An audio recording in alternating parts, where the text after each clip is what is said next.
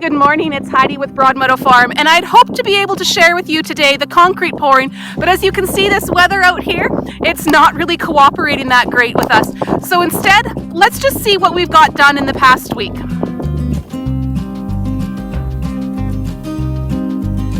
So as I just walk around the yard here, I'll just show you a little bit of the things that are happening with the house, just so you get an idea of how a move-on basement looks.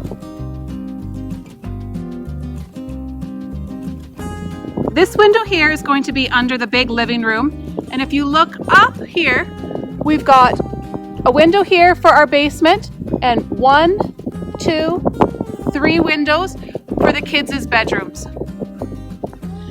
As we come this way, this here will be our front door, and then the hopes is that we're going to put some sort of deck here because it's really nice because this looks out to the west.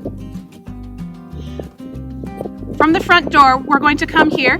This is the dining room window that we have, and this is the garage. So we've got our overhead door, and we added in a man door here because I just decided that once the kids come down the driveway, it'll be easier for them to come into the house through the garage and then up through this door that comes right into the house.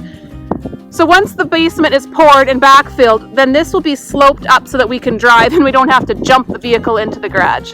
So on this side of the house, we've got 2 openings, and those are for the beams to slide in when the house comes.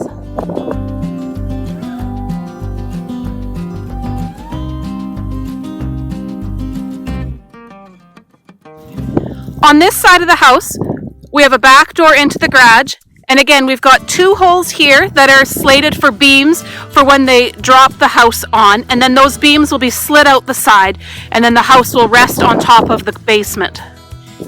Here now on the east side of the house, you can see we've got 2 kids' bedroom windows, another kid's bedroom window, and that main basement window.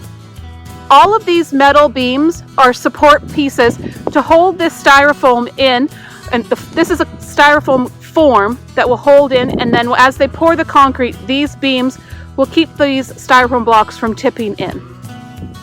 So some of the things that happened this week while it wasn't snowing is that the natural gas line was able to come in. They brought it about a mile from down the road to the north, and they trenched it in across the field. It was a beautiful day. It was at least 13 degrees Celsius, so they had no problem trenching it in. We also were able to get the electrical line to the house, and I'll show you that right here.